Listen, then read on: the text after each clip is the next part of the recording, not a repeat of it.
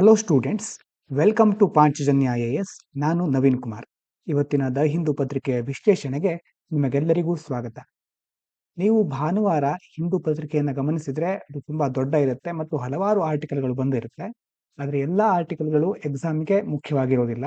ಮುಖ್ಯವಾಗಿ ಭಾನುವಾರದಲ್ಲಿ ನೀವು ಸೈನ್ಸ್ ಆರ್ಟಿಕಲ್ಗಳನ್ನು ಆದಷ್ಟು ತಪ್ಪದೆ ಓದಿ, ಮತ್ತೆ ಉಳಿದ ವಿಚಾರಗಳನ್ನು ನಾವು ಆದಷ್ಟು ಕವರ್ ಮಾಡ್ತೇವೆ ವಿಡಿಯೋದಲ್ಲಿ. ಇವತ್ತು ನಾವು ಗಮನಿಸಲಿಕ್ಕೆ ಹೊರಟಿರುವ ವಿಷಯಗಳು ಯಾವ್ಯಾವುದು ಅಂತಂದ್ರೆ, ಐಲ್ಯಾಂಡ್ ಆಫ್ ಇಂಟ್ರೆಸ್ಟ್, ಇದು GS2 ಇಂಟರ್ನ್ಯಾಷನಲ್ ರಿಲೇಷನ್ಗೆ ಸಂಬಂಧಪಟ್ಟಂತ ವಿಷಯ. ನಂತರ ಪ್ಲಾಸ್ಟಿಸೈಸರ್ಸ್ GS3 ಸೈನ್ಸ್ ಅಂಡ್ ಟೆಕ್ನಾಲಜಿಗೆ ಸಂಬಂಧಪಟ್ಟಂತ ವಿಷಯ. ನಂತರ ಪ್ರಿಲಿಮ್ಸ್ಗಾಗಿ polar vortex, nimesulide, gulf of Mexico, Khayal. ಇವಿಷ್ಟು ಇವತ್ತು ನಾವು ತಿಳ್ಕೊಳ್ಳಿಕ್ಕೆ ಹೊರಟಿದ್ದೇವೆ. ಒಂದೊಂದಾಗಿ ನೋಡ್ತಾ ಹೋಗೋಣ. ಮೊದಲನೇದು ದ ಐಲ್ಯಾಂಡ್ ಆಫ್ ಇಂಟ್ರೆಸ್ಟ್. ಇದು ಗ್ರೀನ್ಲ್ಯಾಂಡ್ ಅನ್ನುವಂಥ ಐಲ್ಯಾಂಡ್ ಅನ್ನು ನೀವು ಕೇಳಿರಬಹುದು. ಇದರ ಬಗ್ಗೆ ಸಂಬಂಧಪಟ್ಟಂತ ಒಂದು ವಿಷಯ. What is Greenland? ಗ್ರೀನ್ಲ್ಯಾಂಡ್ ಅಂತಂದ್ರೆ ನಿಮಗೆ ಗೊತ್ತಿದೆ, ಇದು ಜಗತ್ತಿನ ಅತ್ಯಂತ ದೊಡ್ಡ ದ್ವೀಪ, ವರ್ಲ್ಡ್ಸ್ ಲಾರ್ಜೆಸ್ಟ್ ಐಲ್ಯಾಂಡ್. ಆಸ್ಟ್ರೇಲಿಯಾ ಅಂತ ನೀವು ಕೇಳಿರಬಹುದು. ಆಸ್ಟ್ರೇಲಿಯಾ ಖಂಡ, ಇದು ದ್ವೀಪ. ಹಾಗಾಗಿ ಜಗತ್ತಿನ ಅತ್ಯಂತ ದೊಡ್ಡ ದ್ವೀಪ ಯಾವುದು ಅಂತ ಕೇಳಿದಾಗ ಅದು Greenland. With a small population of 57,000 people. ಅಲ್ಲಿನ ಜನಸಂಖ್ಯೆ ಸುಮಾರು 57,000ದಷ್ಟಿದೆ. It is an autonomous territory under Denmark. ಇದು ಡೆನ್ಮಾರ್ಕ್ ದೇಶದ ಅಡಿಯಲ್ಲೇ ತನ್ನದೇ ಆದ ಆಟೋನಾಮಸ್ ಟೆರಿಟರಿಯನ್ನ, ಅಂದ್ರೆ ಸ್ವತಂತ್ರವಾದ ಭೂಭಾಗವನ್ನು ಹೊಂದಿದೆ. ಏನು ಹಾಗಂದ್ರೆ ಅಂತಂದ್ರೆ, Greenland has its own parliament for domestic issues like taxes, immigration and mining. ಡೆನ್ಮಾರ್ಕ್ನ ಆಳ್ವಿಕೆಯಲ್ಲಿ ಒಳಪಡುತ್ತೆ, ಆದ್ರೆ ಅದಕ್ಕೆ ಅದರದೇ ಆದ ಪಾರ್ಲಿಮೆಂಟ್ ಇದೆ. ಅಲ್ಲಿನ ಸ್ಥಳೀಯ ವ್ಯವಹಾರಗಳನ್ನು ನೋಡ್ಕೊಳ್ಳಿಕ್ಕೆ ಇಮಿಗ್ರೇಷನ್ ಮತ್ತೆ ಮೈನಿಂಗ್, ಟ್ಯಾಕ್ಸಸ್ ಇವೆಲ್ಲವುಗಳನ್ನ ಗ್ರೀನ್ಲ್ಯಾಂಡ್ ನಡೆಸುತ್ತೆ. ಆದ್ರೆ however Denmark controls Greenland's foreign affairs, military and currency. ಉಳಿದವುಗಳನ್ನ ಡೆನ್ಮಾರ್ಕ್ ಅಂದ್ರೆ ಮುಖ್ಯವಾಗಿ ಅದರ ಬೇರೆ ಬೇರೆ ದೇಶಗಳ ಜೊತೆಗಿನ ಸಂಬಂಧಗಳನ್ನ, ಮಿಲಿಟರಿಯನ್ನ, ಕರೆನ್ಸಿಯನ್ನ ನಿಭಾಯಿಸೋದು ಡೆನ್ಮಾರ್ಕ್. ಮ್ಯಾಪ್ ನಲ್ಲಿ ನೋಡ್ಕೊಳ್ಳಿ, ಇದು ಉತ್ತರ ಅಮೆರಿಕ, ನಾರ್ತ್ ಅಮೆರಿಕ, ಇದು ಸೌತ್ ಅಮೆರಿಕ. ಗ್ರೀನ್ಲ್ಯಾಂಡ್ ಬರೋದು ಇಲ್ಲಿದೆ Greenland. Greenland is geographically part of north America and is closer to the US then Denmark. ಇದು ಡೆನ್ಮಾರ್ಕ್ ಗಿಂತ USಗೆ ಅತ್ಯಂತ ಹೆಚ್ಚು ಹತ್ತಿರವಾಗಿದೆ. ಹಾಗಾದ್ರೆ ಗ್ರೀನ್ಲ್ಯಾಂಡ್ ಯಾಕೆ important? Why is Greenland important? ಮೊದಲನೇದು strategic location. Greenland is located between the Atlantic and the Arctic oceans, making it a key location for global trade and military strategies. ಈ ಕಡೆ ಅಟ್ಲಾಂಟಿಕ್ ಓಷನ್ ಬರುತ್ತೆ, ಈ ಕಡೆ Arctic ocean ಬರುತ್ತೆ. ಇವೆರಡರ ನಡುವೆ ಇರೋದ್ರಿಂದ ಈ ಗ್ರೀನ್ಲ್ಯಾಂಡ್ ಏನಾಗಿದೆ, ಅತ್ಯಂತ ಮಹತ್ವವಾದ ಪ್ರದೇಶ ಅಂತ ಕರೆಸ್ಕೊಂಡಿದೆ. ಮುಖ್ಯವಾಗಿ ಗ್ಲೋಬಲ್ ಟ್ರೇಡ್, ಈಗ ಬೇರೆ ದೇಶಗಳು ಅಥವಾ ಬೇರೆ ಖಂಡಗಳಿಂದ ನಾರ್ತ್ ಅಮೆರಿಕಾಗೆ ಮತ್ತೆ ಬೇರೆ ಬೇರೆ ಭಾಗಗಳಿಂದ ವಾಣಿಜ್ಯ ವ್ಯವಹಾರಗಳನ್ನು ನಡೆಸಲಿಕ್ಕೆ, ಮತ್ತೆ ಮಿಲಿಟರಿ ಸ್ಟ್ರಾಟಜಿಗಳಿಗೆ ಅಂದ್ರೆ ಮುಖ್ಯವಾಗಿ ರಕ್ಷಣಾತ್ಮಕ ಕಾರ್ಯತಂತ್ರಗಳಿಗೆ ಗ್ರೀನ್ಲ್ಯಾಂಡ್ ಅನ್ನೋದು ಬಹು ಮುಖ್ಯವಾದಂತ ಭಾಗ. Climate change is melting Arctic ice. ಇಲ್ಲಿ ಐಸ್ ಇರೋದ್ರಿಂದ ಕ್ಲೈಮೇಟ್ ಚೇಂಜ್ ಅಂದ್ರೆ ಜಾಗತಿಕ ತಾಪಮಾನ, ಹವಾಮಾನ ಬದಲಾವಣೆ ಈ ಎಲ್ಲವುಗಳಿಂದಾಗಿ ಆ ಗ್ರೀನ್ಲ್ಯಾಂಡಿನ ಐಸ್ ಕರಗ್ತಾ ಇದೆ. ಹೀಗಾಗಿ opening up new shipping routes in the region. Ice ಕರಗೋದ್ರಿಂದ ಹೊಸ ಶಿಪ್ಪಿಂಗ್ ಅಂತಂದ್ರೆ ವಾಣಿಜ್ಯಕ್ಕೆ ಸಂಬಂಧಪಟ್ಟ ಕೆಲವು ಹೊಸ ದಾರಿಗಳು ತೆರೆದುಕೊಳ್ತಾ ಇವೆ. This could boost global trade. ಹೊಸ ದಾರಿಗಳು ತೆರೆದುಕೊಳ್ತಾ ಇರೋದ್ರಿಂದ ವಾಣಿಜ್ಯಕ್ಕೆ ಹೆಚ್ಚಿನ ಅವಕಾಶ ದೊರೀತಾ ಇದೆ. Russia and China are already working together to develop new trade routes in the Arctic. ಮುಖ್ಯವಾಗಿ ರಷ್ಯಾ ಮತ್ತು ಚೀನಾ ಒಟ್ಟಿಗೆ ಸೇರ್ಕೊಂಡು ಇಲ್ಲಿ ಹೊಸದಾದ ವಾಣಿಜ್ಯ ದಾರಿಗಳನ್ನ, ಟ್ರೇಡ್ ರೂಟ್ಗಳನ್ನ ಪಡ್ಕೊಳ್ಳಿಕ್ಕೆ ಮೊದಲೇ ತಯಾರಿ ಮಾಡ್ತಾನೆ ಇವೆ. Rich in resources. Greenland has valuable minerals.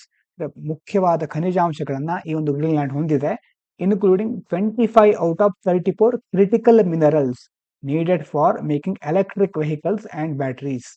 ಈ ಕ್ರಿಟಿಕಲ್ ಮಿನರಲ್ಗಳ ಬಗ್ಗೆ ಹಲವಾರು ದಿವಸಗಳ ಹಿಂದೆ ನಾವು ನೋಡಿದ್ವಿ. ಅದರಲ್ಲಿ ಚೈನಾ ಬಹುಪಾಲನ ಹೊಂದಿದೆ. ಜಗತ್ತಿನ ಮಟ್ಟದಲ್ಲಿ ಚೀನಾ ಹೊಂದಿರುವಂತಹ ವಾಣಿಜ್ಯದ ಅಂಶ ಹೆಚ್ಚಿದೆ ಈ ಕ್ರಿಟಿಕಲ್ ಮಿನರಲ್ಗಳಿಗೆ ಅಂತ ನಾವು ಮೊದಲು ಓದಿದ್ವಿ. ಅದೇ ರೀತಿ ಗ್ರೀನ್ಲ್ಯಾಂಡ್ ಅನ್ನು ನೋಡಿದ್ರೆ ಸುಮಾರು 25ರಷ್ಟು, ಒಟ್ಟು 34ರಲ್ಲಿ 25ರಷ್ಟನ್ನ ಗ್ರೀನ್ಲ್ಯಾಂಡ್ ಹೊಂದಿದೆ. ಈ ಕ್ರಿಟಿಕಲ್ ಮಿನರಲ್ಗಳು ಯಾಕೆ ಬೇಕಾಗುತ್ತೆ? ಮುಖ್ಯವಾಗಿ ಎಲೆಕ್ಟ್ರಿಕ್ ವೆಹಿಕಲ್ಗಳನ್ನ ಮತ್ತು ಬ್ಯಾಟರಿಗಳನ್ನ ನಿರ್ಮಾಣ ಮಾಡೋದ್ರಲ್ಲಿ ಈ ಕ್ರಿಟಿಕಲ್ ಮಿನರಲ್ಗಳು ಬೇಕಾಗುತ್ತೆ. ಹಾಗಾಗಿ ಅದು ಈ ಗ್ರೀನ್ಲ್ಯಾಂಡ್ ನಲ್ಲಿ ಲಭ್ಯ ಇದೆ. Melting ice makes it easier to drill for oil, gas and other resources. ಮೊದಲೇ ಹೇಗೂ ಐಸ್ ಕರಗ್ತಾ ಇದೆ ಜಾಗತಿಕ ತಾಪಮಾನ ಮತ್ತು ಹವಾಮಾನ ಬದಲಾವಣೆಯಿಂದ. ಹೀಗಾಗಿ ಅಲ್ಲಿ ಬೇರೆ ಬೇರೆ ತೈಲಗಳನ್ನ, ಗ್ಯಾಸ್ಗಳನ್ನ ಮತ್ತು ಇತರ ಸಂಪನ್ಮೂಲಗಳನ್ನ ಡ್ರಿಲ್ ಮಾಡಲಿಕ್ಕೆ, ಹೊರತೆಗೆಯಲಿಕ್ಕೆ ಈಗ ಈಸಿ ಆಗಿದೆ. Currently China dominates the production of these critical minerals. ಮೊದಲೇ ಹೇಳಿದ್ವು ಅಲ್ವಾ, ಕ್ರಿಟಿಕಲ್ ಮಿನರಲ್ಗಳಲ್ಲಿ ಹೆಚ್ಚು ಪ್ರೊಡಕ್ಷನ್ ತೋರಿಸ್ತಾ ಇರೋ ದೇಶ ಯಾವುದು? ಈಗ China. Owing Greenland would help the US compete with China. ಈಗ ಒಂದು ವೇಳೆ US ಏನಾದರೂ ಗ್ರೀನ್ಲ್ಯಾಂಡ್ ಅನ್ನ ವಶಪಡಿಸ್ಕೊಂಡ್ರೆ ಅದು ಚೈನಾದ ಜೊತೆ ಕಾಂಪೀಟ್ ಮಾಡ್ಲಿಕ್ಕೆ ಸಾಧ್ಯ ಆಗುತ್ತೆ. ಇನ್ನು ಮಿಲಿಟರಿ ಸಿಗ್ನಿಫಿಕೆನ್ಸ್ ಅಂತಂದ್ರೆ ರಕ್ಷಣಾತ್ಮಕ ಕಾರ್ಯಗಳಿಗೆ ಸಂಬಂಧಪಟ್ಟಂತೆ ಗ್ರೀನ್ಲ್ಯಾಂಡಿನ ಮಹತ್ವ ಏನು ಅಂತಂದ್ರೆ, the US already has a military base in Greenland. ಅಮೆರಿಕಾದ ಮಿಲಿಟರಿ ಬೇಸ್ ಒಂದು ಮೊದಲೇ ಗ್ರೀನ್ಲ್ಯಾಂಡ್ ನಲ್ಲಿ ಇದೆ. And sees the island as important for national security. ಅಮೆರಿಕಕ್ಕೆ ತನ್ನ ದೇಶದ ಭದ್ರತೆಗಾಗಿ ಇದೊಂದು ಅತ್ಯಂತ ಬಹುಮುಖ್ಯವಾದ ಭಾಗ ಅಂತ ಅಲ್ಲಿ ತನ್ನ ಮಿಲಿಟರಿ ಬೇಸ್ ಅನ್ನ ಅಮೆರಿಕ ಮೊದಲೇ ಇಟ್ಟಿದೆ. ಈಗ why is the US interested in Greenland? ಈಗ ಮತ್ತೆ ನೀವು ಕೆಲವು ದಿವಸಗಳಿಂದ ಒಂದು ಸುದ್ದಿಯನ್ನು ಕೇಳಿರಬಹುದು.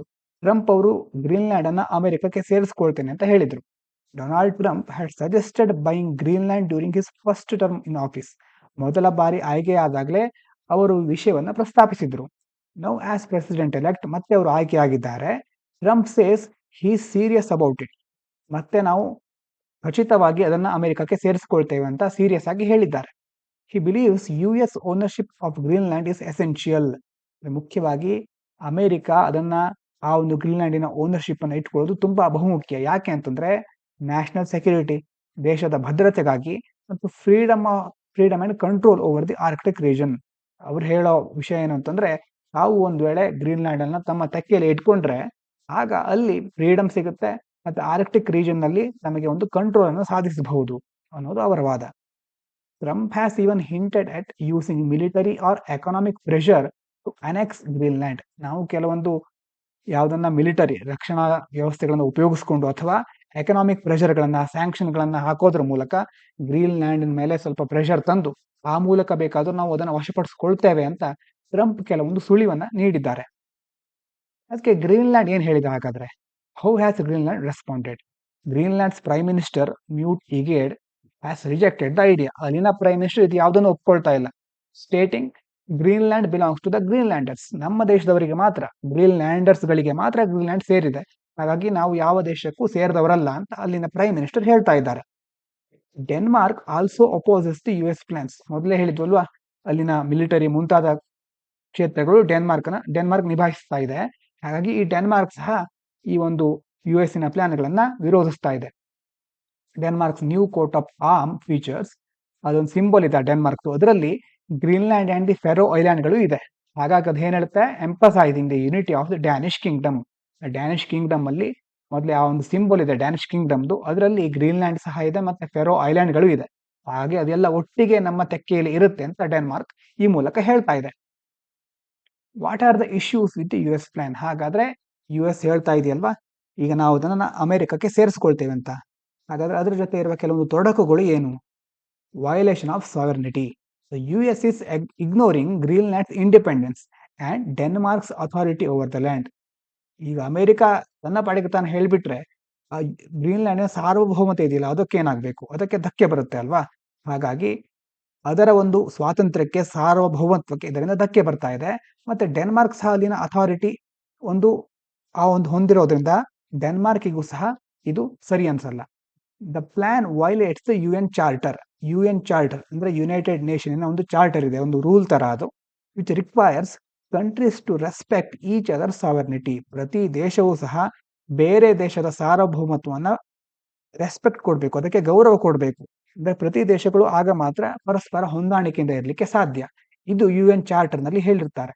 ಆದ್ರೆ ಈ US ಬಂದು ನಾನು ಆ ಗ್ರೀನ್ಲ್ಯಾಂಡ್ ಅನ್ನ ವಶಪಡಿಸ್ಕೊಳ್ತೀನಿ ಅಂತ ಹೇಳ್ಬಿಟ್ರೆ ಈ UN ಚಾರ್ಟರ್ ಅನ್ನು ಅದು ವಿರೋಧಿಸಿದ ಹಾಗೆ, ಅದಕ್ಕೆ ಧಕ್ಕೆ ಬರುತ್ತೆ ಇದರಿಂದ. ಇನ್ನು ಎರಡನೇ ಅಂಶ, ಬ್ರೇಕಿಂಗ್ ಇಂಟರ್ನ್ಯಾಷನಲ್ ಅಗ್ರಿಮೆಂಟ್ಸ್.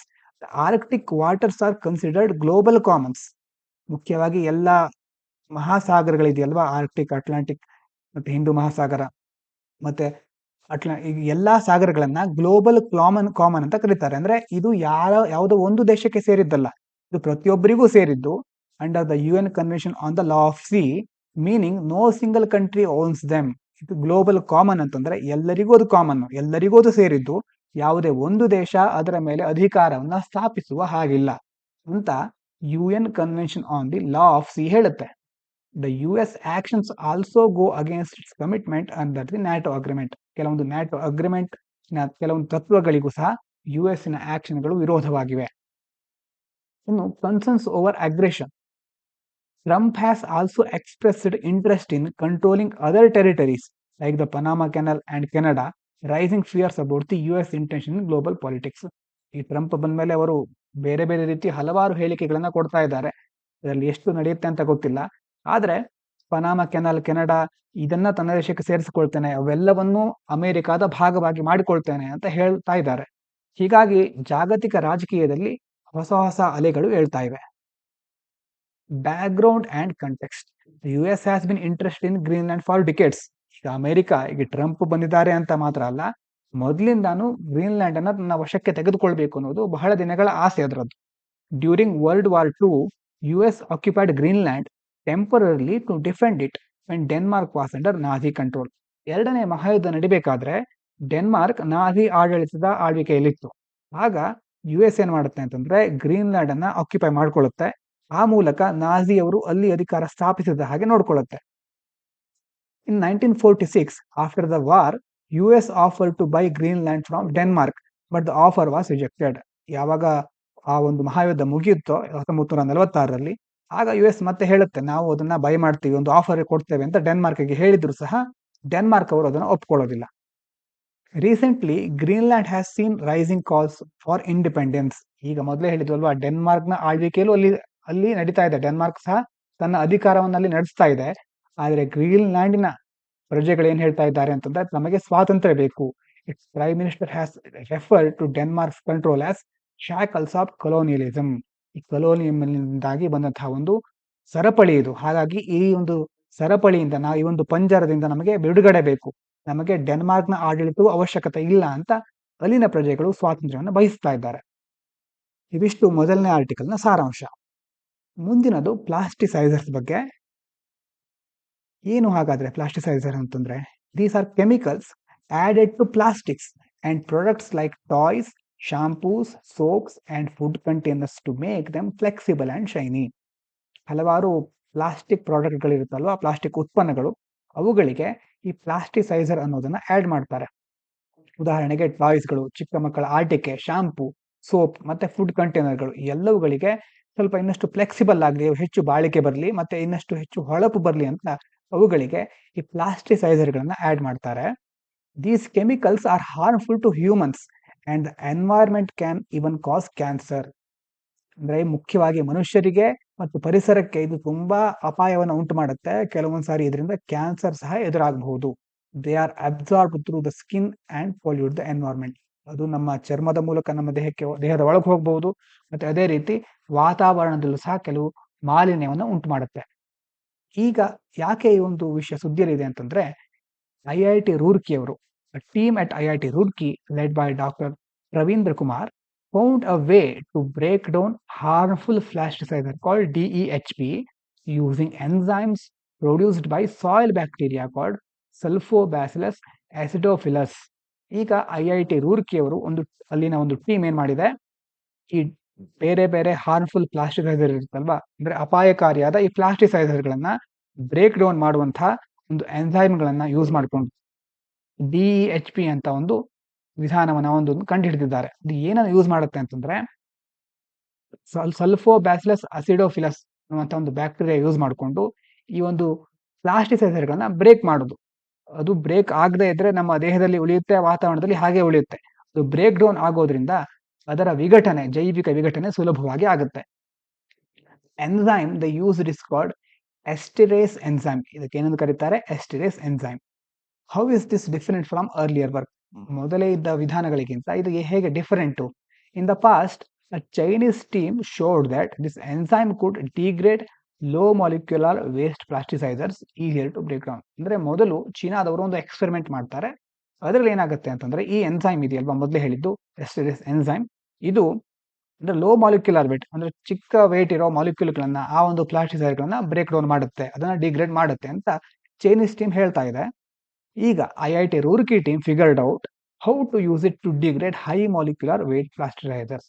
ಇನ್ನು ದೊಡ್ಡ ಮಟ್ಟದ ಅಂದ್ರೆ ಮಾಲಿಕ್ಯುಲರ್ ವೇಟ್ ಅಂತ ಹೇಳ್ತಾರೆ, ಆ ಹೈ ಮಾಲಿಕ್ಯುಲರ್ ವೇಟ್ ಇರೋ ಪ್ಲಾಸ್ಟಿಸೈಸರ್ಗಳನ್ನ ಹೇಗೆ ಡಿಗ್ರೇಡ್ ಮಾಡೋದು ಅನ್ನೋದನ್ನ ಐಐಟಿ ರೂರ್ಕಿ ಅವರು ಈಗ ಕಂಡು ಹಿಡಿದಿದ್ದಾರೆ.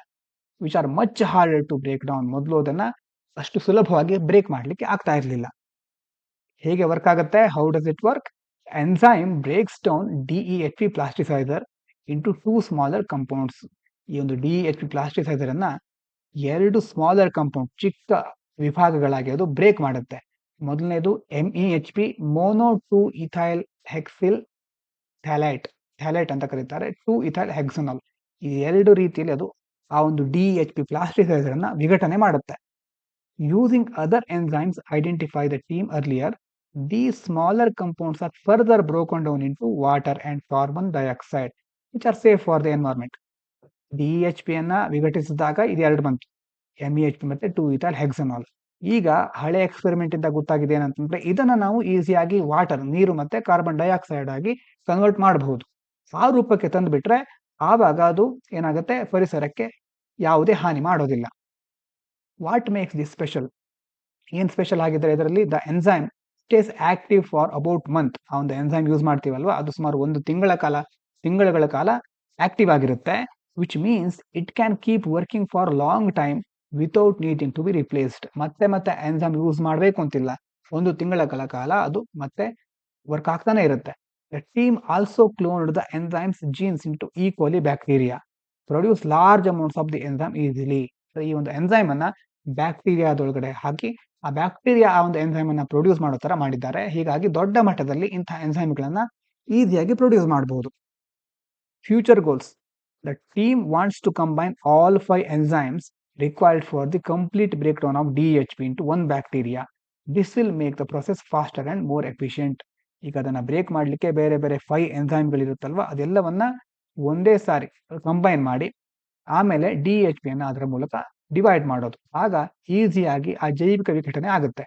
It's successful, the bacteria will directly convert the harmful plasticiser into water and carbon dioxide. ಹಾಗೇನಾಗುತ್ತೆ, ಮೊದಲು ಜೈವಿಕ ವಿಘಟನೆ ಆಗದೆ ಇರೋದು ಈಸಿಯಾಗಿ ವಾಟರ್ ಮತ್ತೆ ಕಾರ್ಬನ್ ಡೈಆಕ್ಸೈಡ್, ನೀರು ಮತ್ತೆ ಕಾರ್ಬನ್ ಡೈಆಕ್ಸೈಡ್ ಆಗಿ ಪರಿಸರಕ್ಕೆ ಯಾವುದೇ ಹಾನಿ ಉಂಟು ಮಾಡೋದಿಲ್ಲ. Without needing separate steps R fresh enzymes. ಆಗ ಮತ್ತೆ ಹೊಸ ಎಂಜೈಮ್ ಬೇಕಾಗುವುದಿಲ್ಲ, ಮೊದಲೇ ನಾವು ಅದನ್ನ ಪ್ರೊಡ್ಯೂಸ್ ಮಾಡಿರ್ತೇವೆ. Why is this important? ಯಾಕೆ ಇಂಪಾರ್ಟೆಂಟ್ ಇದು ಅಂತಂದ್ರೆ, this research offers a way to clean up harmful chemicals in the environment. ಈ ರಿಸರ್ಚ್ ಇಂದ ಏನ್ ತಿಳಿಯುತ್ತೆ ನಮಗೆ? ವಾತಾವರಣದಲ್ಲಿ ಹಾರ್ಮ್ಫುಲ್ ಆಗಿರೋ, ಅಪಾಯಕಾರಿಯಾಗಿರೋ ಬೇರೆ ಕೆಮಿಕಲ್ಗಳನ್ನ ಇದರ ಮೂಲಕ ನಾವು ಕ್ಲೀನ್ ಮಾಡಬಹುದು. It could help reduce plasticiser pollution and led to a safer, more sustainable future. ಇದರಿಂದ ಏನಾಗುತ್ತೆ, ಪ್ಲಾಸ್ಟಿಸೈಸರ್ ಮೊದಲೇ ಹೇಳಿದ್ದು ಅಲ್ವಾ, ಪ್ಲಾಸ್ಟಿಕ್ಗಳಿಗೆ ಆಡ್ ಮಾಡ್ತಾ ಇರೋ ಕೆಲವೊಂದು ಚಿಕ್ಕ ಪಾರ್ಟಿಕಲ್ಗಳು, ಆ ಒಂದು ಅಂಶಗಳನ್ನ ಕಡಿಮೆ ಮಾಡಬಹುದು. ಅದರ ಮೂಲಕ ಸಸ್ಟೈನಬಲ್ ಫ್ಯೂಚರ್, ಸುಸ್ಥಿರವಾದ ಭವಿಷ್ಯವನ್ನು ನಾವು ಕಂಡುಕೊಳ್ಬಹುದು. ಮುಂದಿನ ವಿಷಯ ಪೋಲಾರ್ ವರ್ಟೆಕ್ಸ್. ಏನು ಇದು ಪೋಲಾರ್ ವರ್ಟೆಕ್ಸ್ ಅಂತಂದ್ರೆ? Large area of cold air and low pressure around the north and south pole. ಭೂಮಿನ ನೀವು ನೋಡಿದಿರಿ, ನಾರ್ತ್ ಪೋಲ್ ಮತ್ತೆ ಸೌತ್ ಪೋಲ್ ಅಂತ 2 ಪೋಲ್ಗಳಿದೆ, ಮೇಲೆ ಕೆಳಗೆ. ಈಗ ಪೋಲಾರ್ ವರ್ಟೆಕ್ಸ್ ಅಂತಂದ್ರೆ ಒಂದು ದೊಡ್ಡ ಏರಿಯಾ, ಅದು ಲಾರ್ಜ್ ಏರಿಯಾ. ಅಲ್ಲಿ ಏರ್ ಹೇಗಿರುತ್ತೆ? ಕೋಲ್ಡ್ ಏರ್, ತಂಪಾದ ಗಾಳಿ, ಅಂಡ್ ಲೋ ಪ್ರೆಷರ್ ತುಂಬಾ ಕಡಿಮೆ ಇರುತ್ತೆ. ಎಲ್ಲಿರೋದು? ನಾರ್ತ್ ಮತ್ತೆ ಸೌತ್ ಪೋಲ್ ಅಲ್ಲಿ. Seasonal changes: it weakens in summer and get stronger in winter. ಮುಖ್ಯವಾಗಿ ಇದು ಸಮ್ಮರ್ ಸೀಸನ್ ನಲ್ಲಿ ವೀಕ್ ಆಗುತ್ತೆ, ಮತ್ತೆ ವಿಂಟರ್ ನಲ್ಲಿ ಸ್ಟ್ರಾಂಗ್ ಆಗಿರುತ್ತೆ. How it affects weather? ಹೇಗೆ ಅದು ವಾತಾವರಣ ಅಥವಾ ವೆದರ್ ಅನ್ನ ಅಫೆಕ್ಟ್ ಮಾಡುತ್ತೆ ಅಂತಂದ್ರೆ, the winter, the polar vortex can expand and push cold air south, causing extreme cold. Winter ನಲ್ಲಿ, ಚಳಿಗಾಲದಲ್ಲಿ ಏನಾಗುತ್ತೆ, ಪೋಲಾರ್ ವರ್ಟೆಕ್ಸ್ ಎಕ್ಸ್ಪ್ಯಾಂಡ್ ಆಗಿ ಸೌತ್ ಅಂದ್ರೆ ದಕ್ಷಿಣ ಭಾಗಕ್ಕೆ ಎಕ್ಸ್ಟ್ರೀಮ್ ಕೋಲ್ಡ್ ಅನ್ನ, ಅತಿಯಾದ ಚಳಿಯನ್ನ ತಗೊಂಡು ಬರುತ್ತೆ. Places like the US, Canada, Europe and Asia, ಈ ಮುಂತಾದ ಖಂಡಗಳಿದೆಯಲ್ಲ, ಈ ದೇಶಗಳು, ಎಲ್ಲಾ ಬದಿಗೂ ಇದೇನ್ ಮಾಡುತ್ತೆ, ಅತಿಯಾದ ಚಳಿಯನ್ನ ತೆಗೆದುಕೊಂಡು ಬರುತ್ತೆ. Where is it? It stretches from the troposphere to the stratosphere and into the mesosphere. ಭೂಮಿಯ ಲೇಯರ್ಗಳು ನಿಮಗೆ ಗೊತ್ತಿದೆ, ಟ್ರೋಪೋ, ಸ್ಟ್ರಾಟೋ, ಮೀಸೋ. ಇದು ಟ್ರೋಪೋಸ್ಪಿಯರ್ ಇಂದ, ಲೋವರ್ ಅಟ್ಮಾಸ್ಫಿಯರ್ ಇಂದ ಸ್ಟ್ರಾಟೋ ಮತ್ತೆ ಮೀಸೋಸ್ಪಿಯರ್ ವರೆಗೂ ಇದು ಹರಡ್ಕೊಂಡಿದೆ. ಕೀ ಫೀಚರ್ಸ್ ಏನು ಅಂತಂದ್ರೆ, inside the vortex there is very cold air and low ozone levels. ಇದರೊಳಗಡೆ ಅತಿ ಶೀತವಾದ ಗಾಳಿ ಇರುತ್ತೆ ಮತ್ತೆ ಓಝೋನ್ ಲೆವೆಲ್ ತುಂಬಾ ಕಡಿಮೆ ಇರುತ್ತೆ. Why is it important? It explains sudden cold waves in many regions during winter.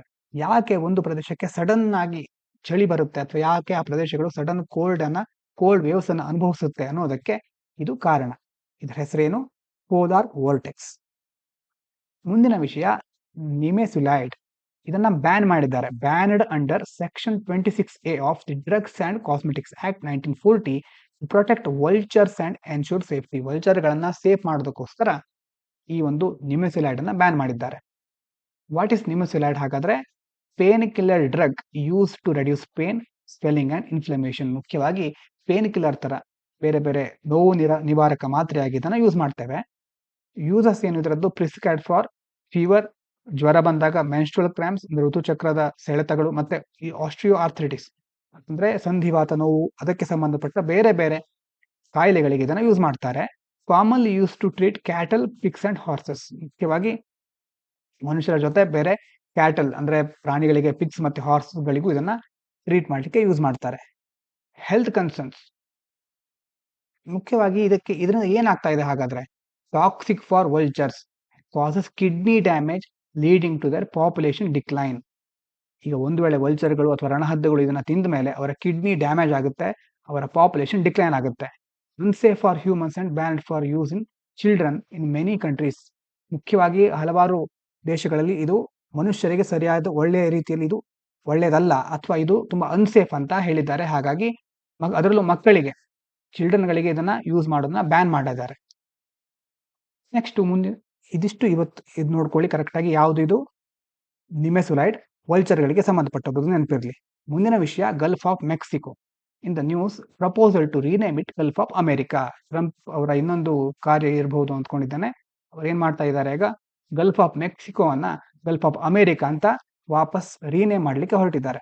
ಎಲ್ಲಿ ಬರುತ್ತೆ ಅಂತ ನೋಡ್ಕೊಳ್ಳಿ. ಗಲ್ಫ್ ಆಫ್ ಮೆಕ್ಸಿಕೋ ಇಲ್ಲಿ ಇದೆಯಲ್ವಾ? ಗಲ್ಫ್ ಆಫ್ ಮೆಕ್ಸಿಕೋ ಇದು surrounded by the United States. North ಮೇಲ್ಗಡೆ ಯುನೈಟೆಡ್ ಸ್ಟೇಟ್ಸ್ ಇದೆ, ಇಲ್ಲಿ ಮೆಕ್ಸಿಕೋ, ಈ ಕಡೆ ಮೆಕ್ಸಿಕೋ ಇದೆ. ವೆಸ್ಟ್ ಸೌತ್ ಅಲ್ಲಿ ಇಲ್ಲಿ ಮೆಕ್ಸಿಕೋ ಇದೆ. ನೆಕ್ಸ್ಟ್ ಕ್ಯೂಬಾ, ಸೌತ್ ಈಸ್ಟ್ ಅಲ್ಲಿ ಇರೋದು ಕ್ಯೂಬಾ, ಈ ಕಡೆ ಇರೋದು ಕ್ಯೂಬಾ. ಮೇಲ್ಗಡೆ ಅಮೆರಿಕಾ, ಮತ್ತೆ ಈ ಕಡೆ ಮೆಕ್ಸಿಕೋ, ಮತ್ತೆ ಈ ಕಡೆ ಕ್ಯೂಬಾ. ಎಲ್ಲದರಿಂದ ಒಳಗೊಂಡಿರೋದು ಯಾವುದು? Gulf of Mexico. ಕನೆಕ್ಷನ್ ಯಾವ್ದಾವುದಕ್ಕೆ ಕನೆಕ್ಟ್ ಮಾಡುತ್ತೆ ಇದು ಅಂತಂದ್ರೆ, link to the Atlantic Ocean via states of Florida. Atlantic ಓಷನ್ಗೆ ಸ್ಟೇಟ್ಸ್ ಆಫ್ ಫ್ಲೋರಿಡಾದಿಂದ ಕನೆಕ್ಟ್ ಮಾಡುತ್ತೆ. Link to the Caribbean Sea via the Yucatan Channel. Caribbean ಸಿಗೆ ಯುಕ್ಯಾಟನ್ ಚಾನಲ್ ಮೂಲಕ ಲಿಂಕ್ ಮಾಡುತ್ತೆ. ಇಲ್ಲಿ ಯಾವ್ಯಾವ ರಿವರ್ಗಳು ಹರಿತಾ ಇವೆ? Draining rivers, Mississippi River and Rio Grande, ಇದೆರಡು ಅಲ್ಲಿ ಹರಿಯುವ ರಿವರ್ಗಳು. Significance: rich in oil and natural gas, large fisheries and wide continental shelf. ಮುಖ್ಯವಾಗಿ ಅಲ್ಲಿ ತೈಲಗಳು ಮತ್ತೆ ನ್ಯಾಚುರಲ್ ಗ್ಯಾಸ್ಗಳ ಹೇರಳವಾದ ಸಂಪನ್ಮೂಲಗಳು ಇವೆ. ಮತ್ತೆ ಫಿಶರಿಗಳು, ಮೀನುಗಾರಿಕೆ ಸಹ ದೊಡ್ಡ ಮಟ್ಟದಲ್ಲಿದೆ. ಮತ್ತೆ ವೈಡ್ ಕಾಂಟಿನೆಂಟಲ್ ಶೆಲ್ಫ್, ಆ ಒಂದು ಕಾಂಟಿನೆಂಟಲ್ ಶೆಲ್ಫ್ ಇರುತ್ತಲ್ವ ಅದು ಸಹ ತುಂಬಾ ವೈಡ್ ಆಗಿದೆ. Vulnerability: frequently hit by hurricanes and twisters due to warm waters and weather conditions. ಬೇರೆ ಬೇರೆ ಹವಾಮಾನದ ಕಾರಣಗಳಿಂದಾಗಿ ಹರಿಕೇನ್ಗಳು ಮತ್ತೆ ಟ್ವಿಸ್ಟರ್ಗಳು ಅಲ್ಲಿ ಕಂಡು ಬರ್ತಾ ಇರುತ್ತೆ. ಅವುಗಳಿಂದ ಈ ಪ್ರದೇಶ ಆಗಾಗ ಆಘಾತಕ್ಕೊಳಗಾಗ್ತಾ ಇರುತ್ತೆ. ಮುಂದಿನ ವಿಷಯ ಖಯಾಲ್ ಅಂತ. ಏನು ಖಯಾಲ್ ಅಂತಂದ್ರೆ ನಾರ್ತ್ ಇಂಡಿಯನ್ ಅಥವಾ Hindustani classical vocal music style. ಹಾಡ್ತಾರಲ್ವಾ ಹಿಂದೂಸ್ತಾನಿ ಮತ್ತೆ ಕರ್ನಾಟಿಕ್. ನಾರ್ತ್ಗೆ ಹಿಂದೂಸ್ತಾನಿ ಅಂತ ಕರಿತೇವೆ, ಸೌತ್ಗೆ ಕರ್ನಾಟಿಕ್ ಸ್ಟೈಲ್ ಅಂತ ಕರಿತೇವೆ. ಈಗ north India Hindustani classical vocal music style ಅಲ್ಲಿ ಇದೇನಿದು ಖಯಾಲ್ ಅಂತ ಒಂದು ಪದ ಬರುತ್ತೆ. Offering more freedom and improvisation then the older dhrupad style. ಮೊದಲ ಹಳೆಯ ಧ್ರುಪದ್ ಸ್ಟೈಲ್ಗಿಂತ ಹೆಚ್ಚು ಇಂಪ್ರೊವೈಸೇಷನ್ ಮತ್ತೆ ಫ್ರೀಡಮ್ ಇಲ್ಲಿ ಹಾಡುಗಾರನಿಗೆ ಸಿಗುತ್ತೆ. ಹೇಗೆ ಈ ಟರ್ಮ್ ಒರಿಜಿನ್ ಆಯ್ತು ಅಂತಂದ್ರೆ, developed during the Mughal period. ಮುಖ್ಯವಾಗಿ ಮುಘಲರ ಕಾಲದಲ್ಲಿ ಈ ಖಯಾಲ್ ಅನ್ನೋದು ಡೆವಲಪ್ ಆಯಿತು.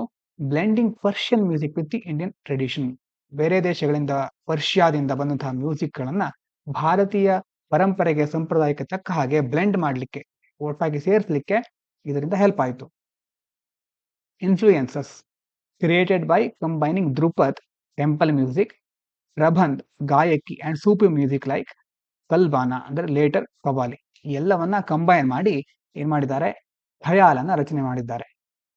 ಕೀ ಫಿಗರ್, ಇದಕ್ಕೆ ಸಂಬಂಧಪಟ್ಟ ಮುಖ್ಯ ವ್ಯಕ್ತಿ ಯಾರು ಅಂತಂದ್ರೆ, associated with 14th century Sufi saint Amir Khusrau.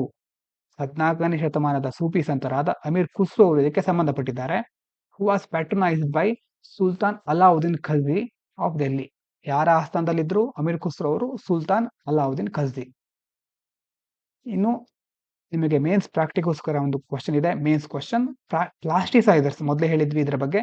In consumer products and plastics pose environmental and health challenges, discuss their impact, scientific advancements in alternatives, and the role of policy in managing plastic waste and promoting sustainability.